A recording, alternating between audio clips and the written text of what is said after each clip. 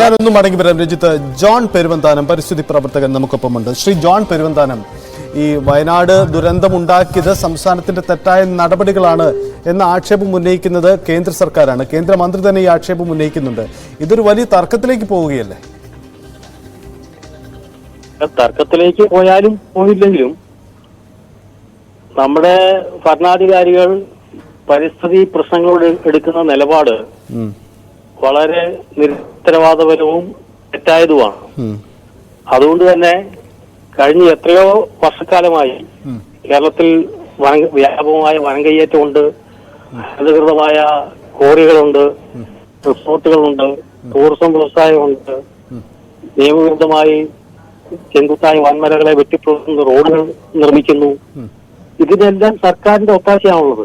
മലയിടിക്കുന്നതിനും അണക്കെട്ടുണ്ടാക്കുന്നതിനും എല്ലാം സർക്കാർ ഒത്താശയിലാണ് നടക്കുന്നത്. അത് ഞാൻ സമ്മതിക്കുന്നു. പക്ഷേ ഞാൻ ചോദിക്കുന്നത്, ഈ മലയിടിച്ചില്, ഉരുൾപൊട്ടൽ, ഈ രണ്ട് വിഷയങ്ങൾക്കും മനുഷ്യന്റെ അതിക്രമം, മനുഷ്യന്റെ കയ്യേറ്റം മാത്രമാണ് കാരണമാകുന്നത് എന്ന വിലയിരുത്തൽ താങ്കൾ വിശ്വസിക്കുന്നുണ്ടോ? അങ്ങനെ ഒരു വിലയിരുത്തൽ താങ്കൾക്കുണ്ടോ? വിലയിരുത്തലിന്റെ പ്രശ്നമല്ല. അതായത് കേരള പശ്ചിമഘട്ടത്തിലെ 14,000 ചതുരശ്ര കിലോമീറ്റർ പ്രദേശം മലയിടിച്ചിലിനും ഉരുൾപൊട്ടലിനും സാധ്യതയുള്ള മേഖലകളാണ് എന്ന് നമ്മൾ കണ്ടെത്തിയതാണ്. അത് ശാസ്ത്രം കണ്ടെത്തിയതും ശാസ്ത്രീയമായി തെളിയിക്കപ്പെട്ടതുമാണ്. അത്തരം മേഖലകളിൽ ആളുകളെ ജീവിക്കാൻ അനുവദിക്കുന്നത്, അല്ലെങ്കിൽ അത്തരം മേഖലകളിൽ ഇത്തരം പ്രവർത്തനങ്ങൾ നടത്തുന്നത്, ഇപ്പോ ക്വാറി പ്രവർത്തനമാണെങ്കിലും വനനശീകരണമാണെങ്കിലും റിസോർട്ട് നിർമ്മാണമാണെങ്കിലും കെട്ടിട നിർമ്മാണമാണെങ്കിലും ഒക്കെ അത്തരം മേഖലകളിൽ നടത്തുന്നത് അപകടകരമാണ് എന്ന കാര്യത്തിൽ ഭരണാധികാരികൾക്ക് ബോധ്യം ഉണ്ടാകേണ്ടതുണ്ട്.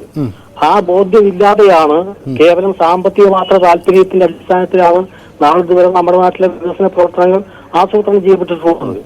അതിന്റെ ദുരന്തമാണ് നമ്മളിപ്പോൾ അനുഭവിക്കേണ്ടി വരുന്നത്.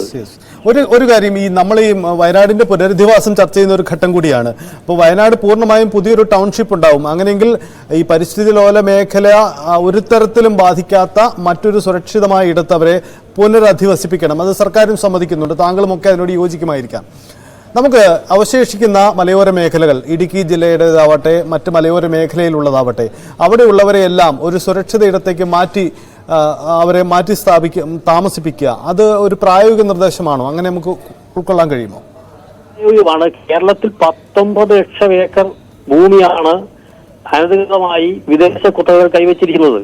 ബിനാമി പേരിൽ ടാറ്റയുടെയും ഹാരിസന്റെയും അടക്കം 19 ലക്ഷം ഏക്കർ ഭൂമിയാണ് കൈവശം വെച്ചിരിക്കുന്നത്. അത് വളരെ നിരപ്പായ ഭൂമിയാണ്. അതിൽ കൂടുതൽ ഏരിയയും ഏതാണ്ട് 10 ലക്ഷത്തിലധികം ഏക്കർ ഭൂമി വളരെ നിരപ്പായിട്ടുള്ള, സുരക്ഷിതമായിട്ടുള്ള, ജീവിക്കാൻ ഏറ്റവും നല്ല പ്രദേശമായിട്ടുള്ള സ്ഥലങ്ങളാണ്. ആ കണ്ടായ സ്ഥലങ്ങളാണ് ഈ വിദേശ കുത്തകളുടെ കയ്യിലിരിക്കുന്നത്. ആ സ്ഥലം ഏറ്റെടുക്കുന്നതിന് ഒരു നിയമ തടസ്സവും.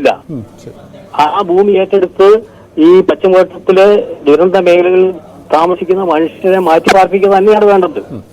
അതിനുള്ള ദീർഘകാലാടിസ്ഥാനത്തിലുള്ള ഒരു നടപടി എടുക്കാനുള്ള ധൈര്യമാണ് ഭരണകൂടത്തിന് ഉണ്ടാവേണ്ടത്. ശരി, വളരെ നന്ദി. ഈ ഭരണകൂടത്തിൽ നിന്ന് പ്രതീക്ഷിക്കേണ്ടതേയില്ല. വളരെ നന്ദി. എന്തായാലും ജോൺ പെരുവന്താനം പ്രതികരിച്ച.